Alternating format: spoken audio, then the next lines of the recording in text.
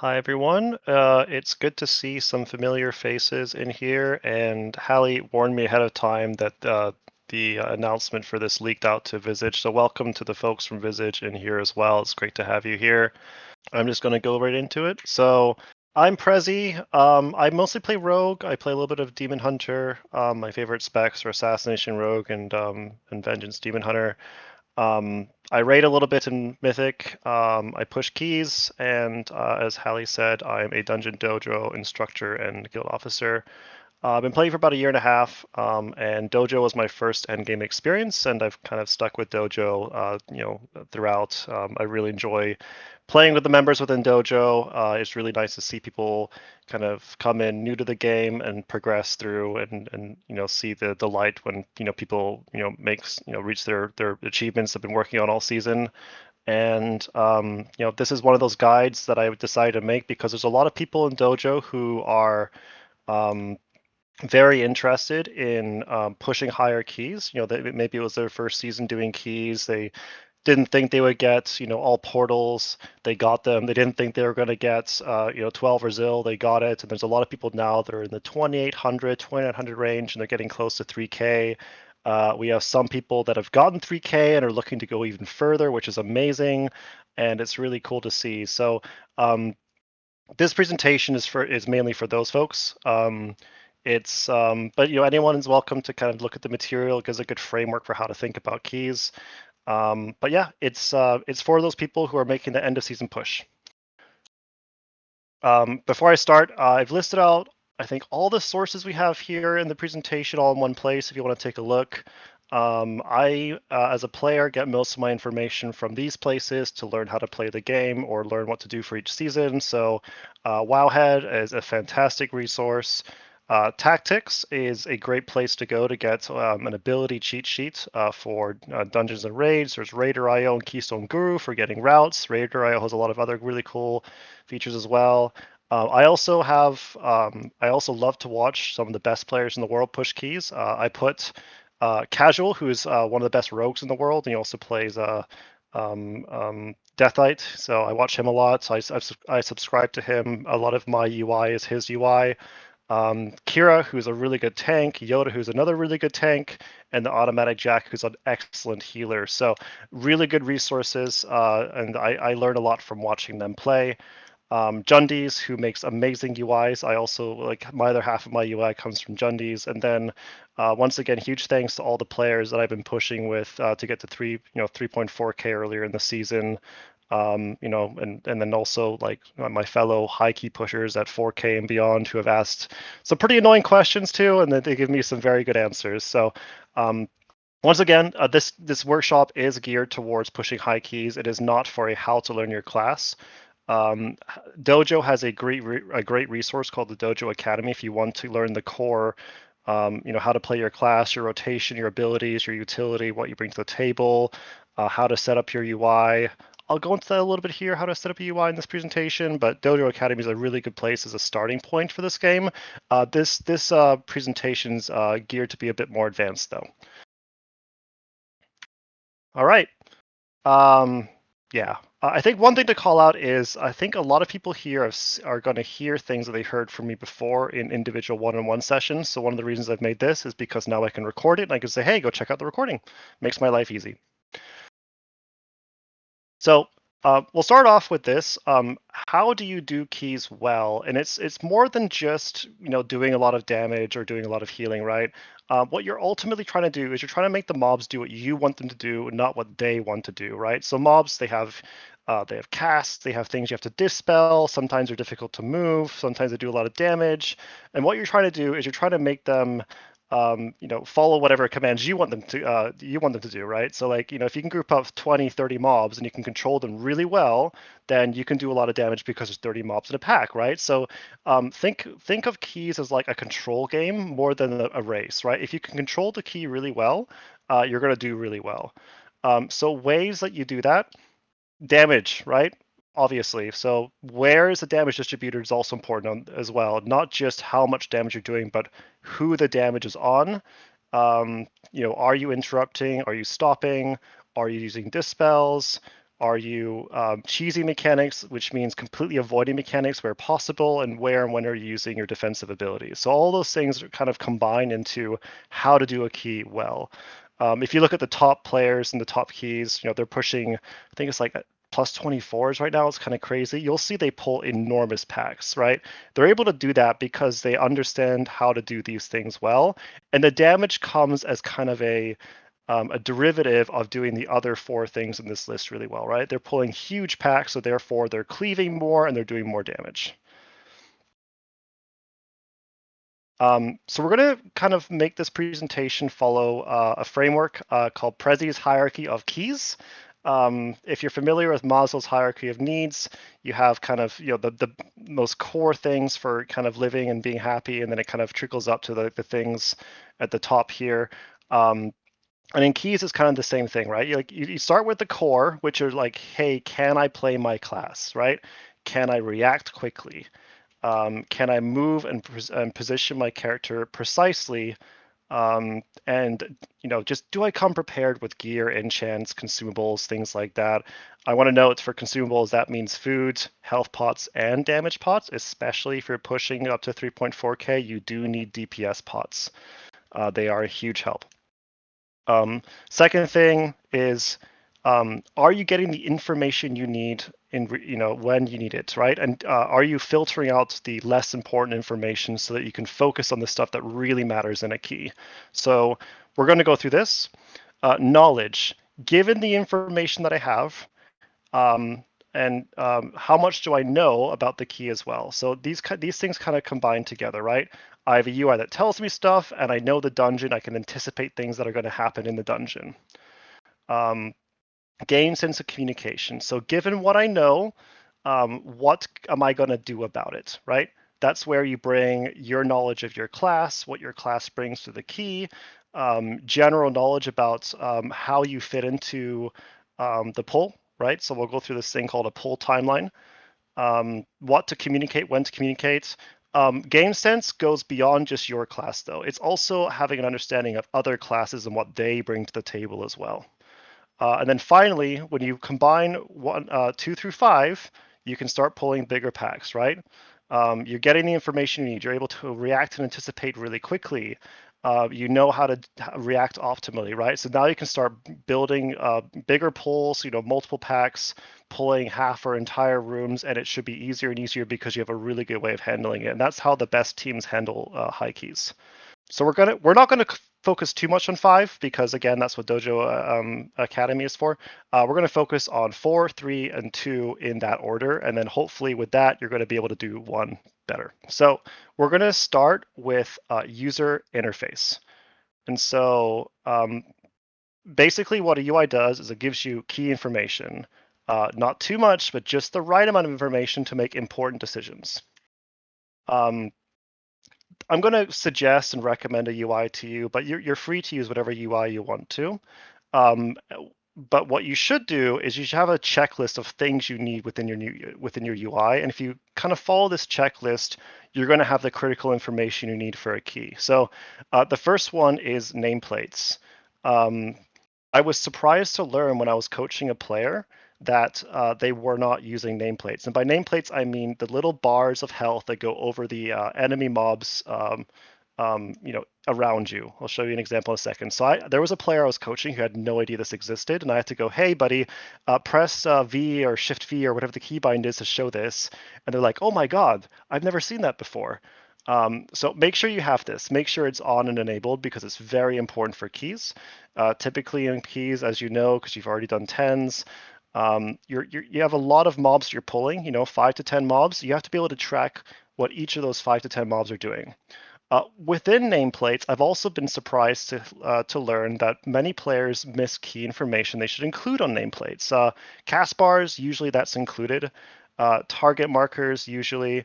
HP is a big one, though. I was talking to a player earlier today who has percentage HP, but not the absolute value. The absolute value, like the actual number, is important. Can include that as well.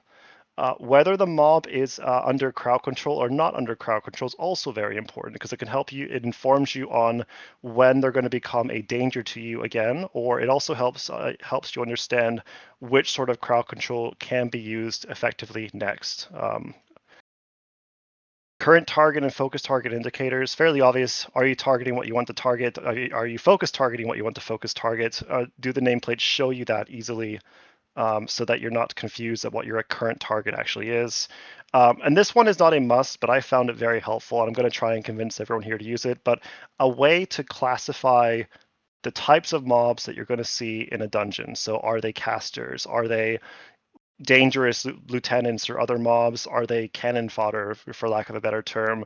Are they high priority, medium priority, low priority mobs? So you can actually get nameplates and configure nameplates to give you information on all those things.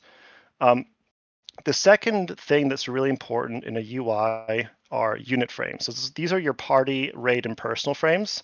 That shows health of your party. The health of the party is important. The amount of healer mana is important. The other thing that's really important is what sorts of debuffs are on your party, right? What, like, are they under threat because there's a dot on somebody? Are they under threat because they're stunned?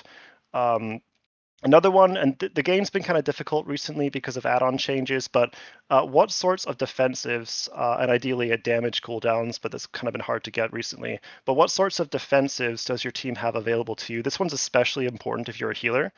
You know, if you know your teammate has a defensive and they're using it and is active, then as a healer, you know that you can prioritize healing somebody else because, you know, the person who has a defensive that needs less heals than the person who does not have a defensive up. All right, so nameplates. Again, what we're trying to do here, we're trying to have an optimized UI that shows important, relevant information. So as you can see here, here's the health bar above above each mob's character model here.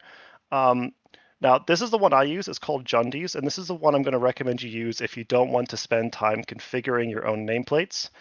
And it shows a few things. One, it classifies mobs by color. So as you can see here, we have this guy here, this Graveblade. It's got 2.4 million health, which is double the amount of health as this Gloomblood Shaman. This Gloomblood Shaman is a caster, light blue. The purple is a lieutenant. And these red ones are what I like to call cannon fodder. You add them to a pool, but they're not incredibly important. They do stuff, right? But the stuff they do is not as important as the blue or the purple. And I use this color system to understand what's important in a key. The second thing that I recommend doing is adding a few features to the cast bar. The first one is, can you interrupt this cast, right? So as you can see here, there's a cast going off, Entangling Roots. First off, it's targeting a particular player. That already gives you some really good information. If it's targeting a tank, maybe it's not as important of an interrupt because tanks can soak the hit, right? If it's targeting a squishy player, like a DPS or healer, maybe it's a more important interrupt, right? The other thing that you can see here is the cast bar is orange versus yellow. Orange means I will not be able to interrupt it during this cast. Someone else has to figure it out. Yellow means I can at some point, but oh, look at this. There's a green bar here. What does that mean? What Jundes does, this is why I love this add-on so much, or this profile for players so much. It tells you when your kick comes off cooldown, exactly at the point it comes off cooldown, and it's coming off at around 50%, right? This gets really powerful if that green bar is over here at 95%, because you can say, hey, I got this interrupt, but it's going to come in late, and it's going to come in almost when the cast completes. That's really useful information to have, right? Once again, targeting a tank, prop paladin, right? You can reflect. Really good information to have. So if you are new to nameplates or you don't want to spend time configuring, Jundes is fantastic. It's free and it has all the features you need, and you don't even need to customize it. You know, you can make it a bit bigger or smaller if you want to, but what I do is I use Jundes and I just don't do any customization whatsoever. One thing I want to point out, and this is something I was in a key earlier today, where we're talking about, you know, the raw health numbers. Somebody asked, "Hey, should I be prioritizing the mammoth?" And then another person was like, yeah, you should because they have double the health of all the other mobs in there. And this is a great example of that, right?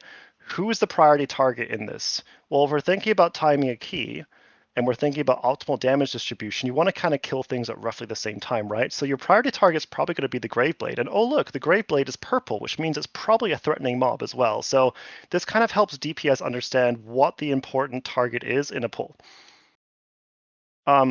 One thing I've also found surprising is how few people know what add-on profiles are and how to get them. So for Plater specifically, because I'm really trying to sell you guys on this, I've gone through and put in a few steps for how to import profiles. But basically, there's a website here called Wago. And I've provided the link here. And if you go to Wago, you can find a whole bunch of add-on profiles. And if you search Jundes Plater, you'll be able to pull up this page here. If you go up here to copy import string, you're going to get this thing that you copy paste. And if you go into the add-on, you'll usually find a section called profiles. And if you paste that and say OK, you can import the profile. And this sort of thing works for a lot of add-ons in the game. So it works for Plater nameplates. It works for Platinator if you prefer using that. If you use Clique or if you use Grid or unhalted unit frames, they all have it as well. Cell. There's even profiles for the base Blizzard UI as well. So it's a great place to go to find UIs if you're lazy like I am and you want to have something that works just out the box. You don't have to go through and toggle all the options if you don't want to. One thing I want to point out as well, this is a really common way for your favorite streamers and YouTubers to make some money, right? What they do is they'll say, hey, subscribe to my Twitch channel and join my Discord. And if you subscribe and you link your Twitch to your Discord, your logins, then you'll automatically get access to some subscriber-only channels on their Discord. And if you go to those channels, they'll have a whole bunch of links to their profiles. So what I do personally, I subscribe to Casual Addict. He's probably one of the best rogue streamers in Mythic Plus that I know. I like his UI. He's a rogue. I'm a rogue. Great. So I subscribed to him. And then I went into his Discord and I copied his profiles and I basically used those. And takes a couple hours to set up because you have to go and copy paste things back and forth, but you can get a really good UI up and running very, very quickly. So next one, unit frames. And apologies because I don't have full screenshots. I try to do this solo, but I think we'll be able to get the point across with unit frames. So unit frames are these little things you see here. It's the party and and your personal health bars. And so there's a couple things that I think are really important to include in unit frames. The first one is healer mana, right? So I think I did what's it called, follower dungeons, and I'm pretty sure that Krama Earth daughter, this druid here, is the healer. Seeing their mana is important because you don't want to pull as a tank if their mana is low. Also, as a DPS, you probably want to be more liberal with defensives and less aggressive with DPS and standing in puddles and making that trade-off of your healer's mana is low as well. So important information to have. The second thing I think is really important is having a way to see all the debuffs on your party, not just the ones you can dispel, but all of them, because it gives you a really good idea of how much damage is incoming to your party. So you can see here, we are in Myasara Caverns. These Tormented Shades, they cast something and it puts a debuff on players. You can see that it's blue, which means it's a magic debuff, which means a magic dispeller can dispel it, or you can remove it yourself if possible, right? And you can see how many are out. That's really important. And then you can see here, this mage over here, they are actually off screen. They're getting sacrificed on the altar over here. That is also something that should be in your UI, even if you can't dispel it, because then you know, oh shoot, they're being sacrificed. I need to swap to them to kill the thing that's sacrificing them. Or if I'm a paladin, I can go, great, I need to feed in them just to get them out. So having a good understanding of debuffs is really important. On the right here, I use an add-on called Mini CC. There's a few other add-ons out there, but basically what it does, if you're familiar with Omni CD, It's very similar. It basically helps you track your party defenses. So if you're in a full group with other players, you'll see all the major defenses, not all, the most of the major defenses of other players in your group. So as a demon hunter, I can see this one here. I think I actually have a screenshot. I can share it later, but I'm of a key I was in earlier where you could see all of them as well. But it's a really good way to track, how vulnerable is your group, how big or small can you pull as a tank, given how many defenses you have. So this is a really great one to have as well. All right, so that's UI. Again, there's really two things that you need to set up. One is your nameplates, and two is your unit frames to primarily include buffs and debuffs. The recommendation is don't filter to only debuffs you can dispel, show all debuffs, and if you can find an add-on that's going to give you the ability to see your party's cooldowns, get that as well. It's really helpful. Knowledge, tools to help you master keys. So in this section, I'm going to tab back and forth between the game a little bit. This is how I do learn keys early on in the season, but there's a lot of great add-ons to help you with this too. So the first one is Raider.io. We're going to do this here. So Raider.io is a website which tracks both rating and Mythic Plus teams. And it also is your leaderboard for kind of, where the rankings are for, top teams and top runs globally. And so what I use this for is I can go here and I can see, okay, well, what sort of keys are being run at this point in the season, and then who's run keys. And if I want to get a VOD of a key, this is the main thing I use it for. If I want to see what the top teams are doing and how they're approaching keys, look at this, right? The highest timed key in the world, the biggest score, has a VOD available. So I can go here and I can click on this VOD and it's going to open up the YouTube video for that VOD. It's a really great way to discover how other players are approaching keys. The other thing that's really cool is you can actually, I'm not going to do it here, but there's a way where you can filter by the class or spec that you can play. But there's no rogue in here. But what I'm going to do, I'm going to click on this run here just so you can see what I'm talking about. There we go. So you can see which classes and specs were in the key. You get a summary of their talents. I play Demon Hunter. Let's say I want to learn more about how the Demon Hunter spec'd it out. You can see all the talents they pick for the key. So it's a really good way to understand how people are prepping for keys, how they're approaching the keys. You can see what their trinket setup is. It's really good.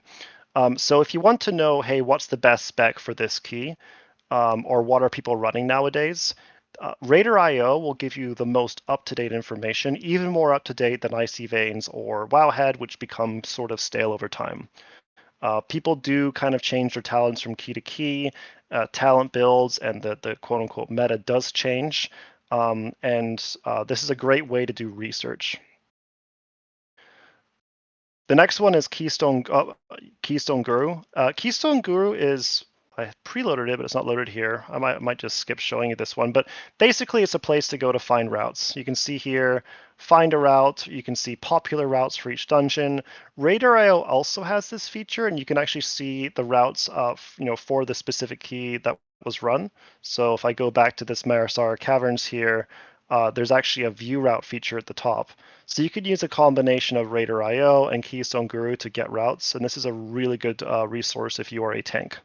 The next one is Tactyks or Wowhead. I use both to understand what abilities a dungeon has on offer.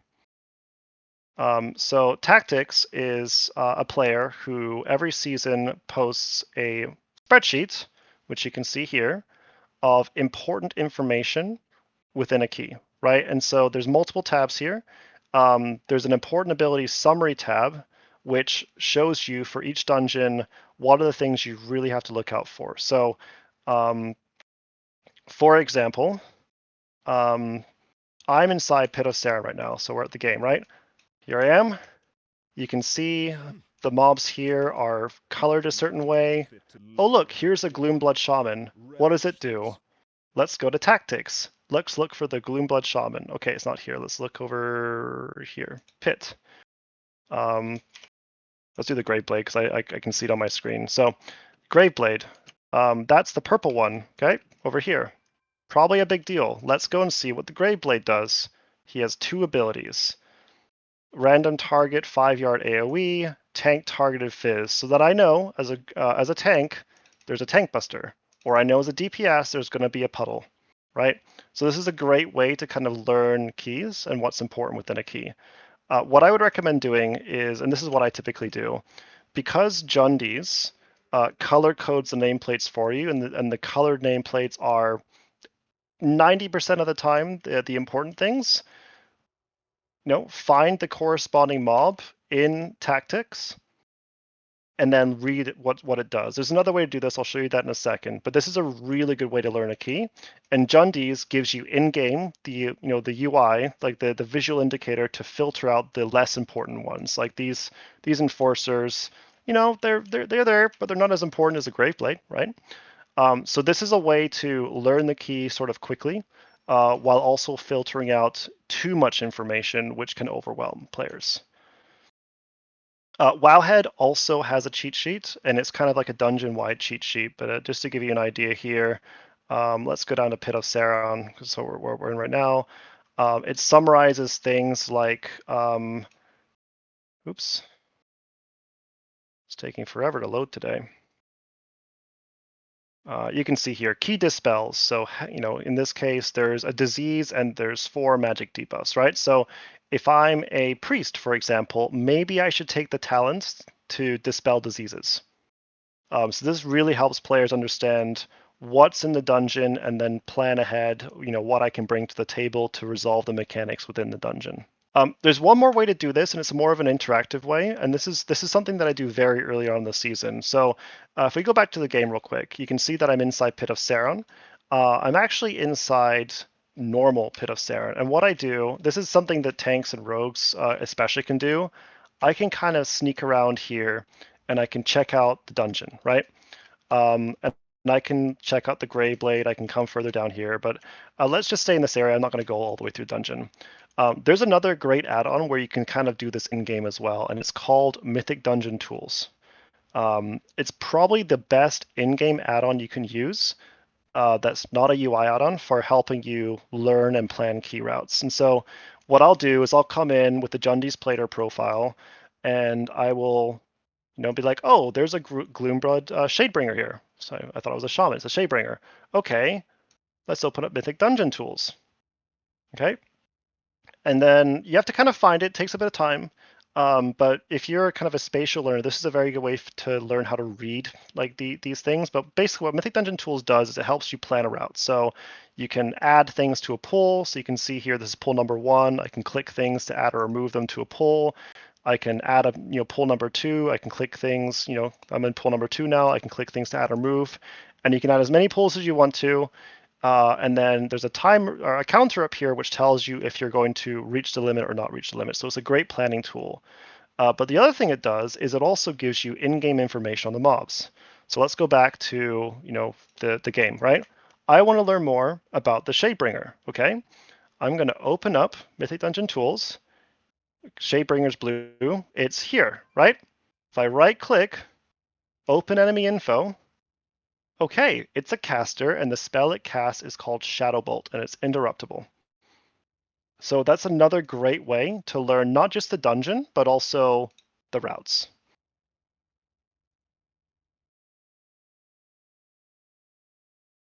We've gone through Tactyks, we've gone through Wowhead. We've kind of gone through Mythic Dungeon Tools as well.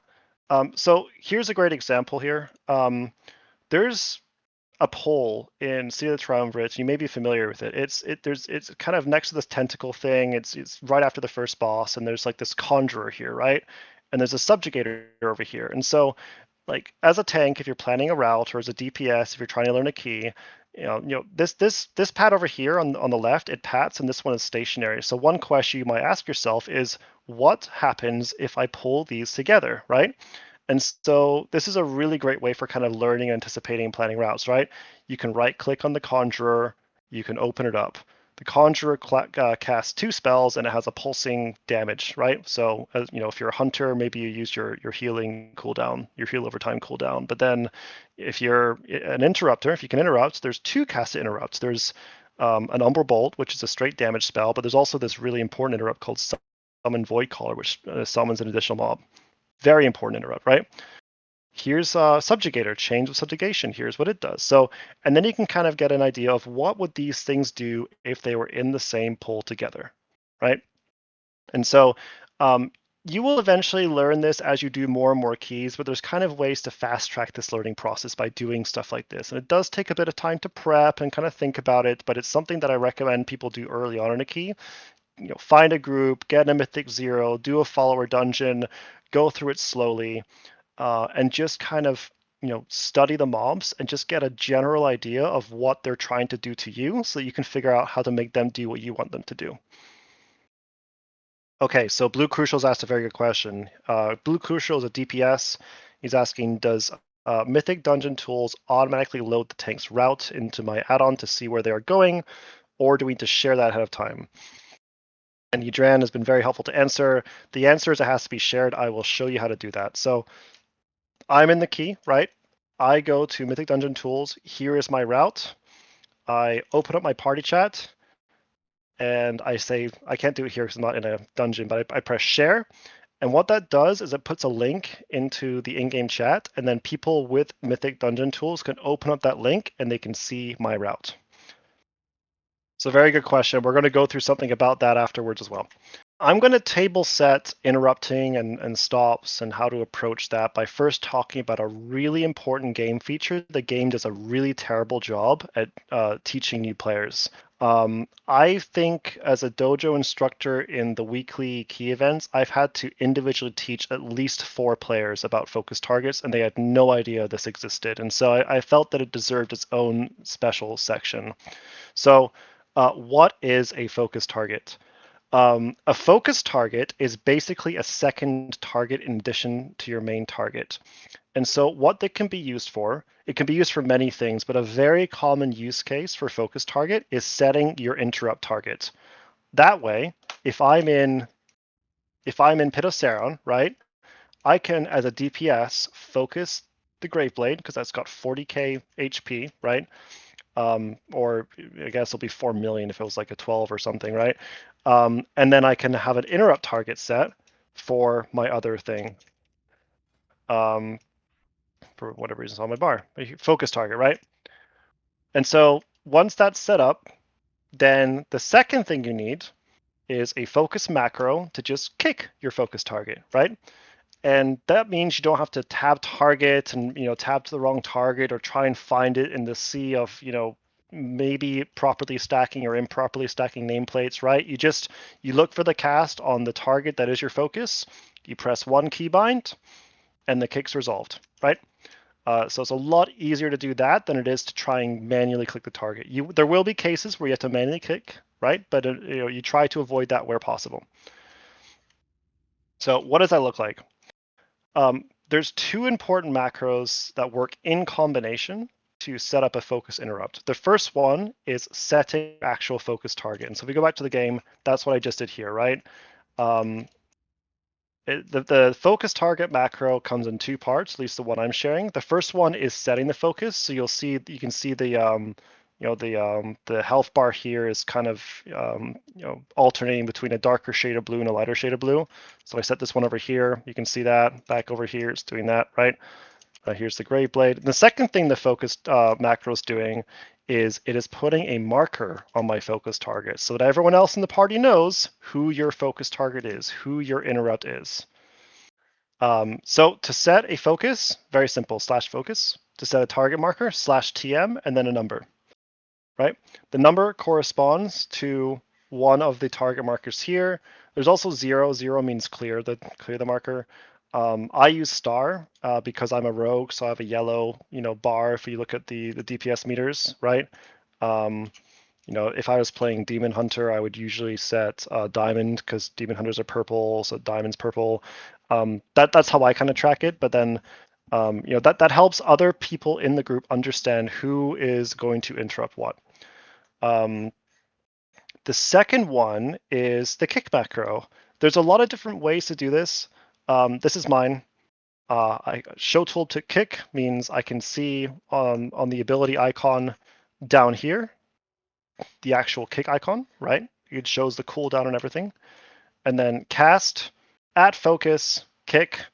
If there's no focus, basically it falls back to just a straight up normal kick, right? So it takes a bit of time to get used to something like this because you're not kicking your main target if you have a focus target, but if you don't have a focus target, you are kicking your main target, and it can take a bit of time to wrap your head around this. But I strongly recommend using these two macros in combination. They will make your interrupt game so much stronger.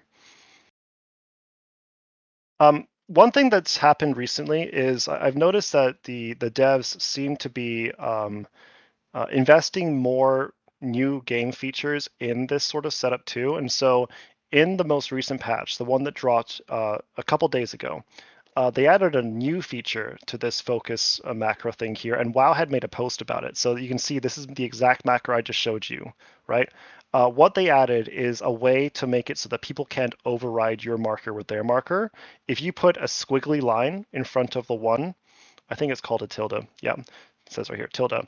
Then your star marker, in this case, becomes sticky, meaning that if someone else wants to set their focus in its diamond, the diamond focus, or the diamond marker would not be set, but the focus would still be set. So I still have my star marker, but another player can put their focus mark or their focus target on my star marker, but the star marker does not change. So the game is trying to add in more features so that players can kind of communicate using markers as a way to figure out priority targets or focus targets. And the fact that they added it in means the game wants to move in this direction. So again, back here, I recommend doing this. It seems to be the direction the game wants to go. So might as well learn it now because the game might add more features like this in the future. Game sense is what you do given the information that you have from your UI and the knowledge you have from learning the key routes. And it's basically optimizing what you bring to the table and understanding what others bring to the table. And if you can do this well, and you can understand what others do well, you can do really well in a key because you combine your game sense with the rest of your party's game sense, and that's where coordination kicks in, and that's where you can start to bring bigger pulls together and do more complex pulls. So there's a laundry list of things that people are responsible for, and different tank classes are responsible for different things. But what I'm trying to do here is I'm trying to summarize what each role is responsible for, and there are some nuances to this. So tanks, you're the one pulling. You're responsible for building the route. So you go into Mythic Dungeon tools, you research Raider.io or Keystone Guru, you find a route, you make sure that route gets you to 100%. You learn it. You learn how to be flexible with the route, meaning if someone accidentally pulls something else, you kind of know how to adjust your route accordingly. One thing I like to tell tanks as well is even though pull 1 is this and pull 2 is this and pull 3 is this, right? There are circumstances where maybe you want to combine pull 3 and pull 4 because mobs died at a certain time and it's safe to pull. So as a tank, just because pull 3 isn't done doesn't mean you can't start pull 4, for example. This happens all the time, and tanks have to understand and are responsible for knowing when to do that, because if they can do it well, the key is faster, right? And the tanks are responsible for the pace of the key through their knowledge of the dungeon and through how they pull. So flexibility, should you chain pull when the dangerous mobs and the casters die? So for example, if I come back to my favorite dungeon this season, Pit of Saron, because with all the trash packs here, maybe if I just do like this pull here with these packs and then this pull here with these packs here, if I kill the Graveblade and the Shapebringer first, and the Ghoul, Tormentor, and these guys over here are still alive, am I safe to pull the next pack, right? Tanks have the discretion to decide yes or no. Chain pull when the group can take more, right? So let's say there's still casters alive, but maybe you can handle another caster. Again, tank's discretion. Another one is tracking your party's abilities. So does the party have big DPS cooldowns available? Does the party have a stop rotation like AoE stuns and silences and blinds and things like that available to bring in bigger caster packs? Can the party take 2 or 3 Grave Blades, for example, because the healer has Life Cocoon if they're a monk, right? If a tank is good at tracking these sorts of things and can make decisions to increase the pace of a route, they're doing a good job as a tank. The second thing tanks have to do is they're, again, responsible for pulling, but they're responsible for gathering mobs. And so what that means is making sure the mobs are tightly packed together, within a 5-yard radius within the game, right? The second thing, and I've seen a lot of tanks mess this up, try to avoid having mobs behind you. If mobs are behind you, meaning if I'm in the game, let's do it over here. If the mob is in the front 180 degrees of you, you can dodge, block, and parry. If it's in the back 180 degrees of you, you cannot dodge, block, and parry. You will take a lot more damage. And so what you'll end up doing when you pull is something like this. So I'll pull these guys over here, right? And then you kind of... Why can't I kick this? It's not letting me. You kind of back up slowly like this just to keep the mobs in front of you. You'll see good tanks do this all the time. Just to avoid the mobs getting behind you. The third thing tanks are responsible for, and this has become a convention over time, especially in higher keys, tanks are usually the first melee interrupt. So if you're a tank and you're not interrupting first, you're probably not doing what people expect you to do in a key. You're also typically the first stop. There's some nuances. We're going to go through stops in a second. Tank busters, dealing with those, most tanks already know this, especially if they're raid tanks. You're popping a defensive when there's a tank buster. Same thing here. You're also using a defensive at the start of the pool. That's when tanks are typically the most vulnerable. There are some nuances to that, I think, with blood DKs, but I think every other tank is using a defensive at the start of the pool. And then this one here, I think, is I have this bullet point for every single role, but if you have utility, like if you can, cleanse a debuff or something like that, you're also responsible for that. Melee DPS. You're responsible for distributing damage optimally, right? That does not mean doing more damage as an overall number. It means doing damage where it's going to be most critical to succeed what you're trying to do. So, for example, and this is why I love Pit of Sarin, such a great example, those Grave Blades hurt. They really hurt tanks. They also have twice as much HP as everything else. They're a prio target. When we get into the key here, you can see there's another thing that's also purple, this Lich right over here. Also a prio target. If we go to, go over here and look at the Lich, it is, where is it? Here we go. Open enemy info. It does pulsing damage, right? It barrages a player with damage that's not interruptible, and it has an interrupt. It does a ton of damage, so it's also a prio target, right? So if you're doing this pull, and this is why I love Jundes again, right? Purple basically means DPS prio, and your DPS prio order is probably going to be Graveblade, because it has more HP, then Lich, and then everything else, right?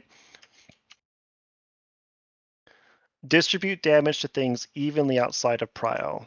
So what that means, you're prioing the Graveblade here, but notice how this Enforcer is kind of starting outside the pack. So what might happen is this Enforcer has approximately the same amount of health as this Rotting Ghoul, right? Just a little bit more. What could happen is the Rotting Ghoul could be at 20% HP towards the inner pool, and the Wrathbone Enforcer is at like 40% HP. So if the Lich is dead, the Graveblade's dead, etc., what's your next target? It's the Enforcer, because it's got the most health left. So you're distributing the damage in the best way possible.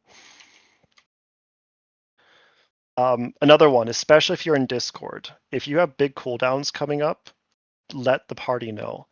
I was in a key with Hallie, I think like a month ago. It was a Windrunner Spire, and I think we were at the part where there's the birds and the archers. And I was like, okay, tank, I have my death mark coming up. I was playing Assassination Rogue. You can pull all the way to the caster. So we combined like 2 pulls into one. And I said, I'm going to delete the caster at the end of this next pack. And so the tank's like, okay, cool. I'm going to pull big. And what happened? We deleted the caster and the next pull was fine, right? So like, if you have big cooldowns, let the tank know. Especially if you're in Discord, this is a great way to help the tank make decisions about flexibility, right? Big DPS cooldowns. You're feeding information to the tank to let the tank know what the tank can do. Communicate if you need extra healing. So this is one that DPS don't do very often. Like if you get stunned in a puddle, right? I need help, bot me, right? Really good communication. Or I don't have a defensive for the next unavoidable damage. Say that. Like I need extra heals, I need an external. That sort of stuff just helps you stay alive, especially when you get to higher keys. Second thing, melee DPS. You are the second melee interrupt, right? So in this pull here, right? Um, let's say we pull everything up to that Shadebringer up there, and I focus it and the tank focuses it, right? Tank goes first, melee goes second. That's the convention that people seem to have rallied around in keys.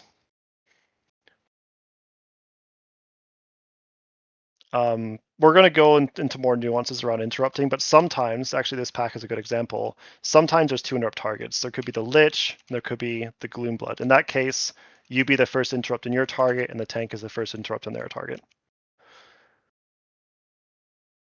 Another thing to point out as well is with interrupts, melee interrupts, one thing you should note is that you have shorter cooldowns. Like my kick is 15 seconds. I think all tanks have an interrupt cooldown that's also 15 seconds. So, these blue casters here tend to be chain casters, meaning they'll cast as often as they possibly can. The purple ones less often. Like this Lich doesn't cast very often at all. So if a tank and a melee are going to be rotating interrupts, they're going to pick this one here, and they're going to let the range do this one here. So just other kind of general conventions and things like that you'll pick up when you're trying to figure out assignments. Chain casters are for melee. Less common casting is for ranged. This is why I love Pitocera. It's like an amazing example for a key. I'm going to go down here, and hopefully I don't aggro things. See this guy down here? Probably the most critical interrupt in this entire key, the Arcanist Cadaver, right? That is a ranged interrupt. It almost never casts, but when it does, it is a very important interrupt. Mages, hunters, that is yours, right? And then a defensive utility. So I'm a rogue, right? I have this wonderful ability called Cloak of Shadows. I can remove all harmful spell effects. That's curses, diseases, poisons, magic.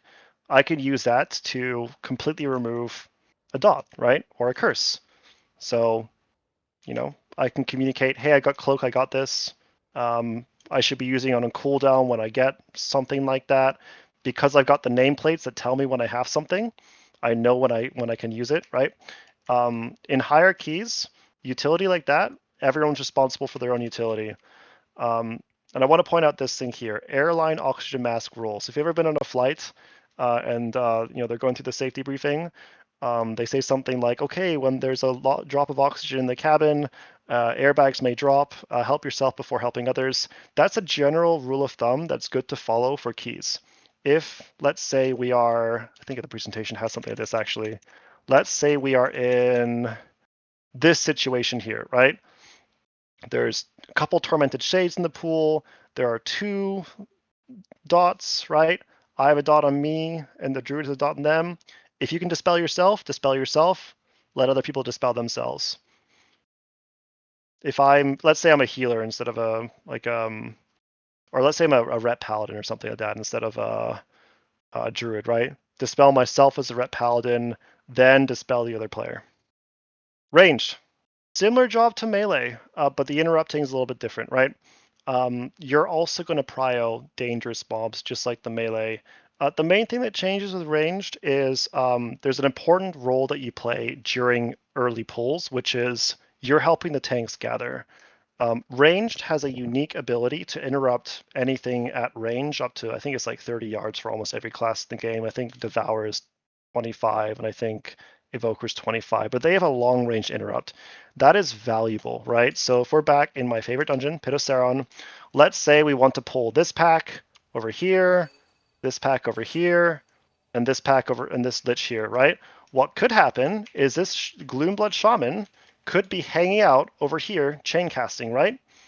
As a ranged, one of your jobs, early pull, is to look for this and interrupt it so that it comes from here to here, where we're going to where we're going to set the pull, where we finish the gather, right? I've been in a lot of keys, where people want to push 3K, and this guy's been chain casting back here, and it's been hurting everybody. And I've had to call out range multiple times, like, range, I need a kick on this. I need a kick on this. Range, that's an automatic responsibility every time. You're looking for this guy, that is, you're setting that as a focus for the gather. Once things are gathered, you're probably going to be in the Lich because it's a less often, less common cast. That is part of your utility that you bring to the group, right? Another one, like let's say the melee takes care of this interrupt, right? You're looking for this guy over here. Maybe we want to pull this caster into the group, then that's going to be your interrupt. So look for those opportunities. It makes your tank's lives so much easier. Healer. You're also prioing dangerous mobs. Healers, I'll be honest, I don't know as much about healers as others do. One thing I have learned about healing in my brief role on Holy Paladin is you're using your healing cooldowns liberally so that you stay ahead of tempo.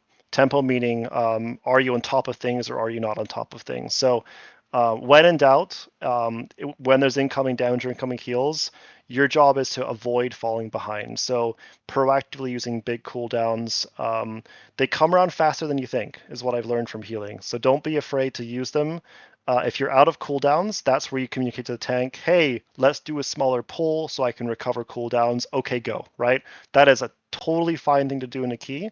You want to be able to maintain at a pace until you can no longer maintain.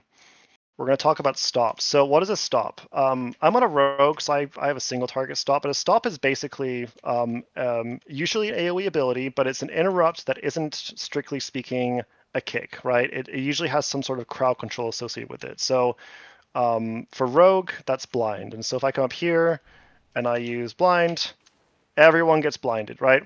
That's a stop. A lot of classes in the game have multiple stops. Warriors have like an AoE stun. Druids have Vortex and Typhoon, so they can knock back and they can pull in. Mages have a knock up. Priests have an AoE Fear. These abilities are really useful for interrupting large packs and for kind of regaining tempo if you're falling behind. So stops combine with interrupts to manage casters and other mobs. And there's kind of a prio system to stops, and there's kind of two versions of this, right? There's kind of the min-max version and the easy mode version. The min-max version is you're generally going to follow a prio list in terms of the type of interrupt or CC that the stop gives you. So stuns, because they are, the mobs stop doing everything, they stop meleeing, etc. They usually go first because they're the most impactful to a fight. Silence is usually the second most impactful because it stops the casters from acting for several seconds. And then knockups, because they stop everyone from doing something for, just like half a second, but it's still useful. Incapacitates, that's like a blind. It immediately breaks on damage or almost immediately breaks on damage. Those usually come fourth. And then knockbacks usually are kind of a use as a last resort thing, but can also be, very helpful. So druids, hunters have a knockback, but they also have actually, hunters don't have a knockback, do they? Edran? I don't think they do. I think some specs of hunters do, but druids definitely do. It got pruned, that's right. Knockbacks are generally your last resort. The reason they're a last resort is because, remember, we want to gather mobs together. Knockbacks kind of mess up a gather, so you want to avoid doing that. And then so you go in the order of the type of stop, but you also go in the order of the role. So if let's say your group has the tank and the DPS have a stun, right? Let's say you're running with a Prot Warrior and a Fury Warrior, right? Prot Warrior would go first, then the Fury Warrior, then you're done with your stuns. Move on to Silence. Let's say your other two members are let's say you have a balanced druid in the group. That balanced druid's then going to use their silence, right? And you kind of go through this list. And let's say the other two members are a Death Knight and a Rogue. Then they're going to use their blinds here, right? So that's generally how you kind of min-max a prio system. You do it by type and by role and you traverse in this order.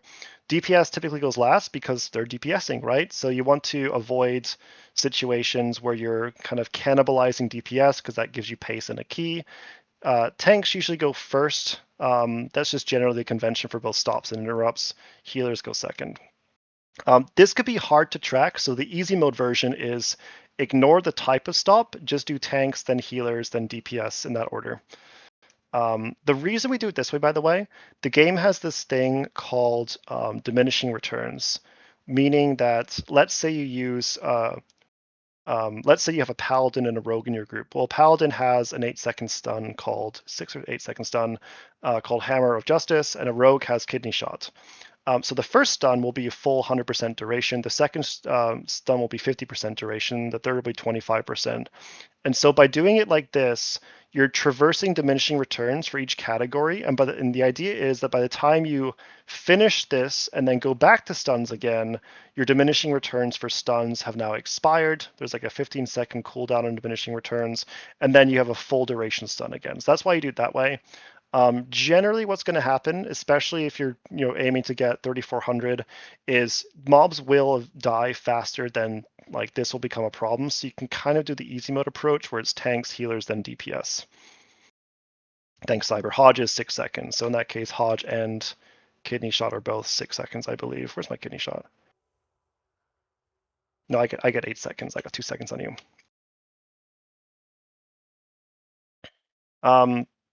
Another helpful rule for when to use stops is, and this is a really good thing to do if you're pugging and you're not in Discord. Let's say there's only one caster in the group and it's a Gloomblood and it's chain casting. You could have like 2 or 3 interrupts in the group that are melee, 1 range interrupt, and then a few stops, right? This is kind of a good rule to follow to understand when to interrupt so you don't overlap, right? Tank first, melee second, do it at less than 50%. Ranged is third, they're the cover interrupt, right? So they're kind of the backup. If the cast bar gets to 75%, they're looking, that's when they would do their interrupt. And then finally stops, it's kind of your last resort thing, right? Because they're pretty important. You want to use those when the cast bar is almost complete. And if you do this, it helps to avoid overlaps. This is especially important if you're pugging keys, and I've seen a lot of really cleanly run like 16s, 17s, 18s with 0 Discord communication, just because people are kind of following this convention here. So it's something that's I found that just makes keys go so much smoother because it helps to avoid overlapping. In Discord, well, guess what? You're talking, right? So you can say, "I got next." Let your team know. One more thing. There is long CC in this game, so like mages can use polymorph, rogues can sap. They can be used. They're often not used in today's game, but there are some very specific cases where it can be used. And I'll give a few examples. So remember when we were talking about the big pull where we had to drag the casters? Like let's say that the tank pulls this pack, this pack, this pack over here, the lich, and then this pack here.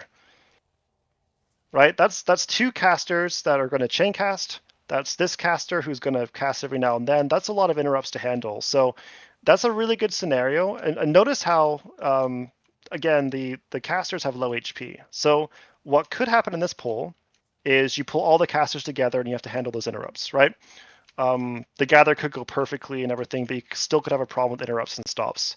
One way that you could approach a big pull like this is, let's say that you take this guy here, use paralysis on him, or I don't think you can mind control this, but use something on this guy here, freezing trap, right? Then once this caster dies, pull in this caster. That's a great way to manage these bigger pulls like that, and you will see that from time to time. Another one, and this happened like last week when we were in the key run, the learner groups. We ended up pulling this pack, this pack, this pack, and this pack. But this guy here, he got stuck. He was chain casting, and the gather happened on the lich over here, right? So he's chain casting, and I'm like, hey, range, interrupt this in. I think Yoshi was in the group. And then, the range were like, we don't have a interrupt, it's on cooldown. Well, this guy's going to keep chain casting, so what can you do, right? polymorph them. Or use freezing trap. That's a great opportunity. Like you failed to gather, you couldn't get the mob interrupted in.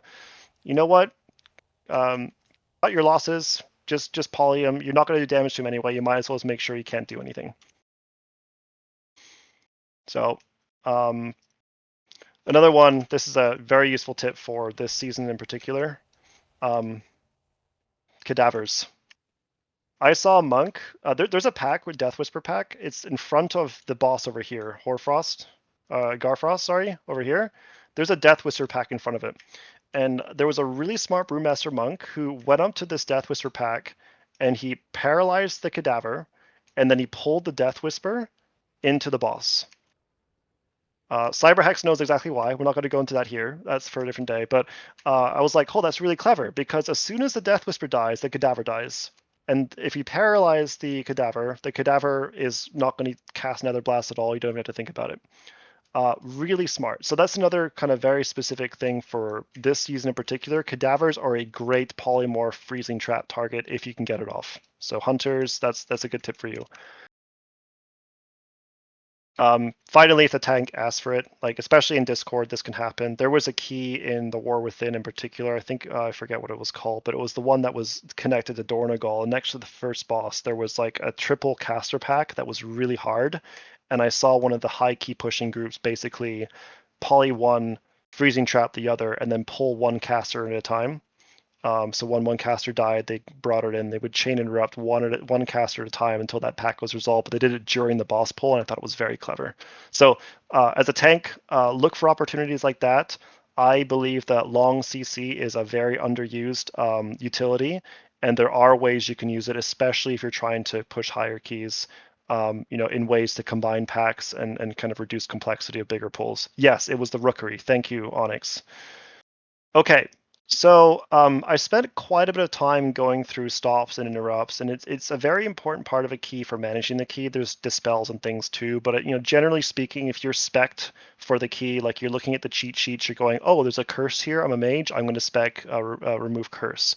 You're doing that. You're doing most of your job, but then one of the most complex things to manage in a key are interrupts and stops. And so what I've done is I've put in a few timelines of like things to think about at certain points in a key to kind of give a rule of thumb. And these are approximations. Like there's no hard, fast rule here. But what I will say is that if you're cognizant of the general timeline, you're going to have game sense because you're going to know when you fit into the timeline, when your contribution happens, right? So first off, at the start of the key, somebody earlier asked a very good question on, how do I share a route? I would recommend, especially if you're doing higher keys, get Mythic Dungeon tools, and then if you're the tank, share the route with your fellow, party members before the key starts. Let them get familiar with how you plan to do it. Step 2, assign markers. And so one thing I do is in party chat, I say, I'm star. That's my marker. And what that helps to do is it helps to resolve cases where multiple people have the same marker. Because then what I can do, let's say someone else is star, I go, okay, great. I go to macro, right? I go to my focus macro, and I changed 1 to 2 or 3, right? Just to resolve any potential marker conflicts that may come up. Next, ready check. You're buffing everything, but that already happens. Everyone knows to do that. Ready check. Everyone's ready. Great. Then you do your 10-second countdown. You do your pre-key rotation if there is one. You pop your meta. One thing that people forget is pre-potting DPS pots. You can actually do this, and it's very good for my favorite key, Pit of Serum, because you start the key basically over here, right? And your first pull is huge, and it's right here. You're going to get about 20 seconds of a DPS pot, and then you get to use another pot straight away because your cooldown on pot resets. Oh my goodness, that is a huge boost to your damage. Very good for Skyreach too. 100% agree. Skyreach, the mobs are very close to where the key starts. So pre-pot, bring pots. You can, in a 30-minute key, you can do 6 or 7 pots. It does make a difference. You do your countdown. The key goes in at 0. One thing that happens when the key goes in is any markers that you have get wiped out. And so if you're DPS, you start the key, not just DPS, anyone, you start the key about here, right?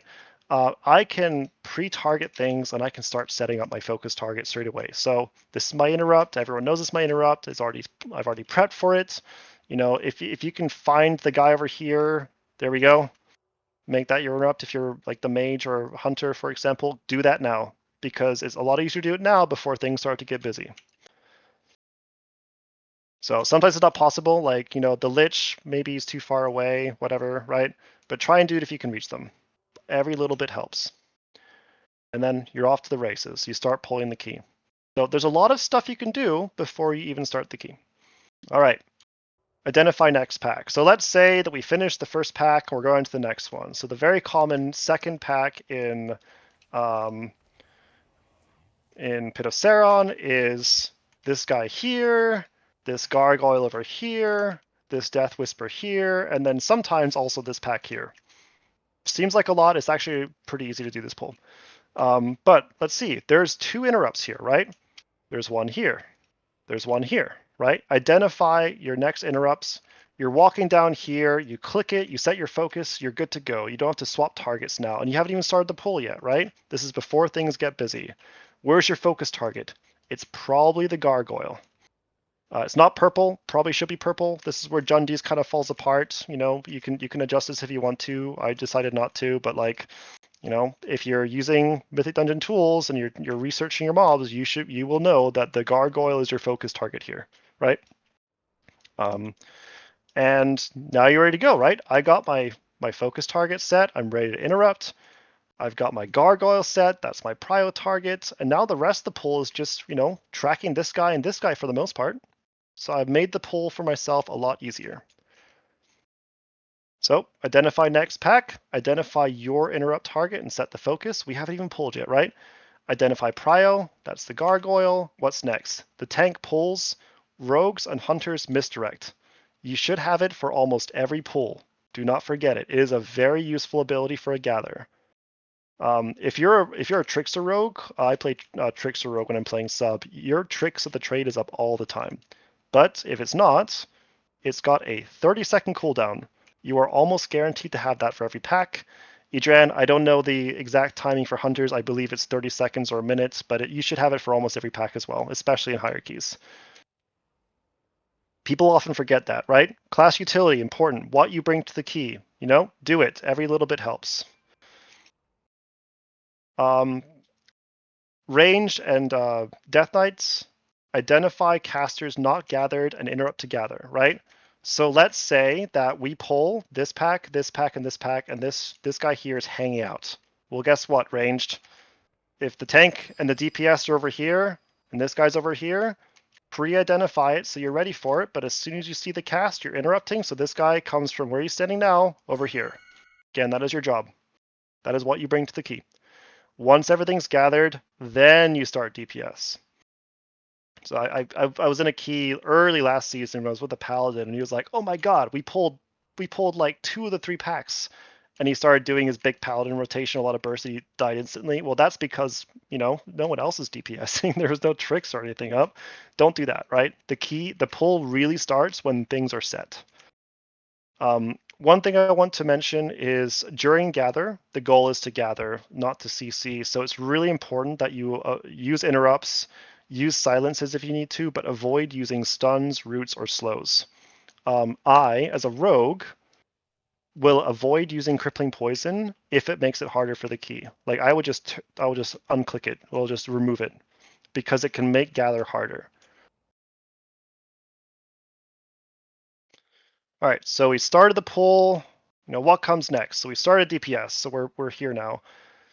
Let's say there's one caster, right? In this case, there's one chain caster. There's this guy here. You know, we can deal with him with a stop. He's not that big of a deal if you're tracking him. But we're doing this pull, right? Tank interrupt first, melee interrupt second, range interrupt third, right? Or use a stop if you don't have a range, right? Then it's tank, melee, range, in that order, right? And you can use that 50, 75, 90% cast bar roll to understand, you know, how to do cover interrupts and kind of make up for the fact that the tank and melee have 15-second cooldowns in their interrupts. So that is how you will generally do a single caster pull. And this is the easiest one to kind of be cognizant of the timeline for because there's only really one caster to track. What about two chain casters? So let's say we are back up here again. Let's say we didn't pull the Lich, but we're dealing with this guy and then this guy over here. So what will typically happen, assuming they gather, is tank will be on one, let's say this guy over here, and then melee will be on this one. And they might cast around the same time, they might not, but tank gets one, melee gets the other. Both melee interrupts are now on cooldown. What happens next?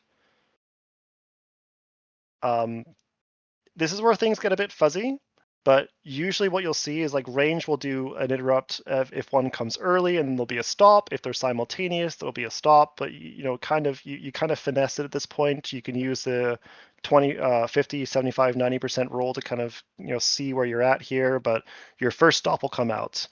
And then your tank and melee are interrupting again approximately 15 seconds later. Stop 2 happens, stop 3, stop 4, because there's no range interrupts. So, 2 or 3 stops, 15 seconds passes, tank and melee are interrupting again. So, general rule of thumb, there's about 2 or 3 stops between each tank and melee interrupt window. So you're looking to plan 2 or 3 stops for each of those, right? You can use the easy mode method for doing this, which is a tank, healer, DPS, or you can use the min-max method, which is tank, healer, DPS, but for each of the categories. Either one works, but just discuss it with your team before the key, which kind of stop rotation you want to do. And then ideally what happens, and you'll see this, especially in higher keys, there is a pattern that seems to form, right? So like this will loop around where, it keeps going, alternating between ranged interrupts and stops, 3 stops and 2 stops, and then it goes back to kind of step 1 over here again. But you'll start to see a pattern form, especially if you're doing keys cleanly. Last thing, I'm going to wrap it up with communication do's and don'ts. And so this is mainly for the people in Discord. Outside of Discord, you have to kind of look at cast bars and kind of be cognizant of timelines. But in Discord, there's some additional advantages you have, which are you can call out the thing that comes next. So like if you've been in a key with me, we've done Aglifar Academy before the the second to last boss, we'll pull all those books together and I will call out a stop rotation. I can do that because we're in Discord, right? But there's do's and don'ts. There's things that you want to say and things you don't want to say when you're doing keys. So ideally, you're communicating proactively. So say what you're about to do. As a tank, I usually say I will pull this next pack when the caster dies, or I have a DPS cooldown coming up. We can pull big next, right? So I'm communicating proactively and efficiently, and everyone kind of gets on the same page before something happens instead of during something happening. Try to avoid under-communicating and surprising your team with unexpected things. So what I mean by that, if you're a tank and you want to do a big pull and you don't tell anyone, probably not communicating well, right? Like here's a good example. I'm going to pull these packs. I need to interrupt on caster to gather, right?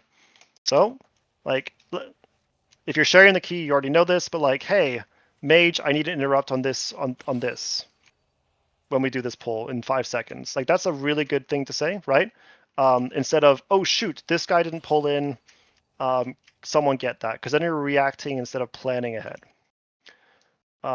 Communicate if you're next and interrupts, right? So this is going to be more for when the timeline's getting a bit fuzzy, you're kind of late into a pull, you're not really sure where you're at, right? You can kind of reset the group a little bit by saying, I'm next.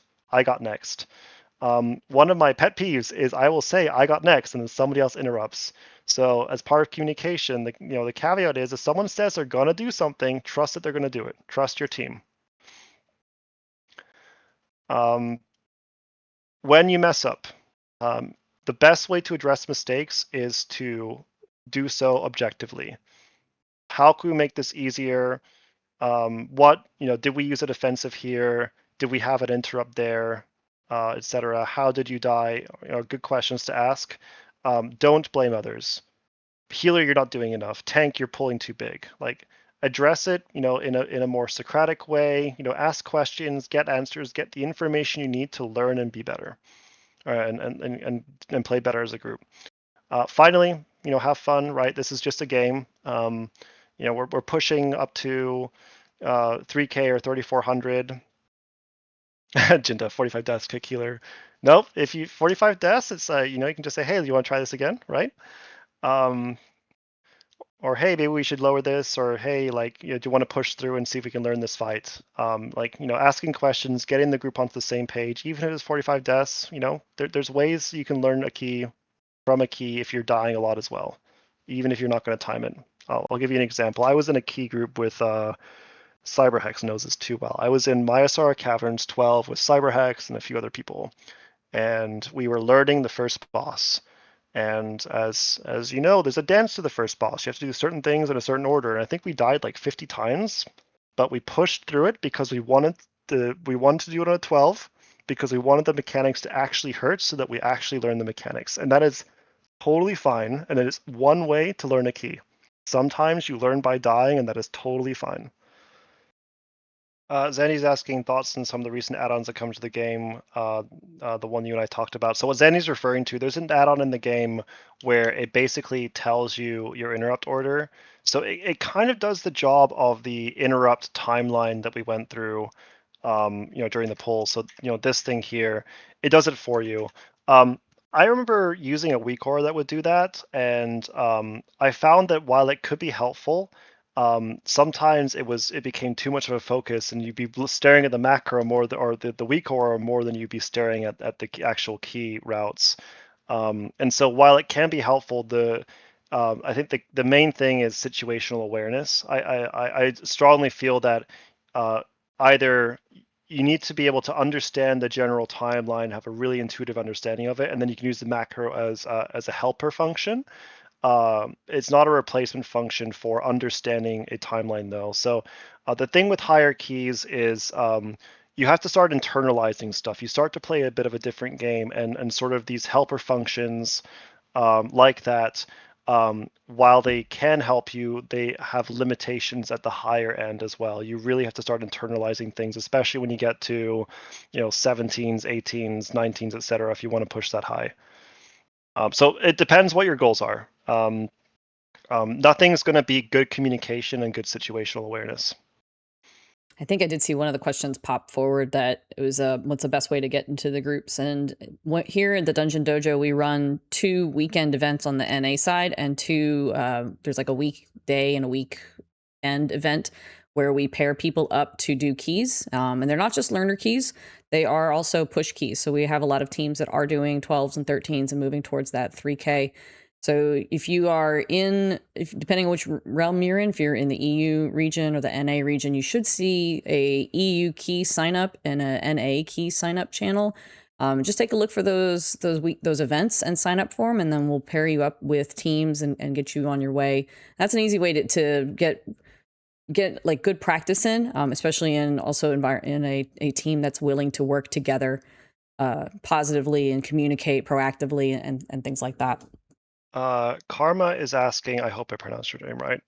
What is the biggest difference between 15-ish and keys up in the 19 range? When you get up to the higher and higher you go in keys, the more, quote unquote, perfect you have to be in keys, right? That the faster you have to react to stuff. And so when you get to round 19 and 20, a single missed interrupt can be the difference between life and death. Whereas if you're at the 15 range with the current level of gear we have, you can get away with missing a few interrupts here and there, as long as you interrupt the important things. At 19s, I think one of the I think the highest key I've actually done, I didn't time it, but so far this season was an 18. But one of the things I noticed was dispels have to be extremely fast. When you get to really high keys, you can kind of heal through them in kind of your 12 to 16 range, but when you get up to 19s and 20s, you have to have a really good plan for how you're going to dispel. So healer dispels player 1, player 2 is using a defensive, healer dispels player 2 after 6 seconds, and it has to be really well telegraphed. So I mean, people say you're playing a different game. When you get to the MDI level, or the top keys that you see in the Raider Eye leaderboard, they have mapped out the entire key and they've accounted for everything. I remember watching live a high key push group late last expansion, and they were discussing, oh, maybe we should swap to these gear pieces to get slightly more versatility, because they knew exactly how much damage was going to come in, and they needed 1% more versatility to have 1,000 HP remaining to survive a key. So they're getting down to a game of millimeters at that point, if that makes sense.